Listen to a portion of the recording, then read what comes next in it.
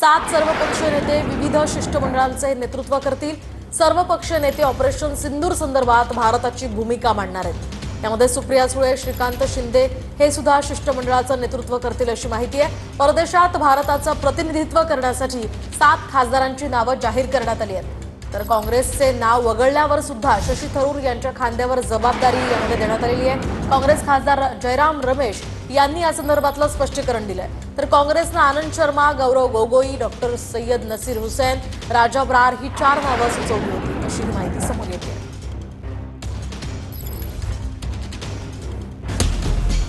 खासदारांचे 7 गट विविध देशात जाणार। शशी थरूर अमेरिका, बैजयंत पांडा पूर्व युरोप, कनिमोझी रशिया, संजय झा आग्नेय आशिया, रविशंकर प्रसाद आखाती देशात, सुप्रिया सुळे पश्चिम आशियात, तर श्रीकांत शिंदे आफ्रिकन देशांमध्ये जातील। दरम्यान या संदर्भात काय ट्विट नेमकं करण्यात आलेलं आहे तेही जाणून घेऊयात।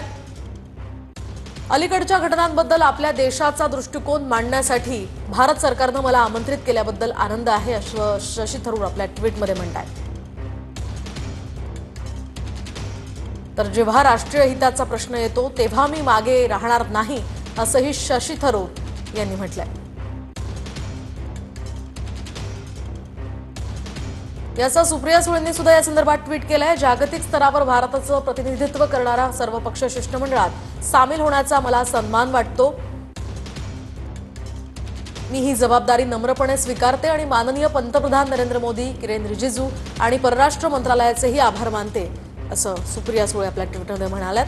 बारामती लोकसभा मतदारसंघातील जनतेनं दिलेल्या सततच्या पाठिंब्याबद्दल मी त्यांचेही मनापासून आभार मानते। आमचे ध्येय दहशतवादाविरुद्ध शून्य सहनशीलतेचा भारताचा एकजूट आणि अटळ संदेश देणं हे आहे। आम्ही एक राष्ट्र म्हणून उभे आहोत, अभिमानानं, मजबूत आणि अटळ।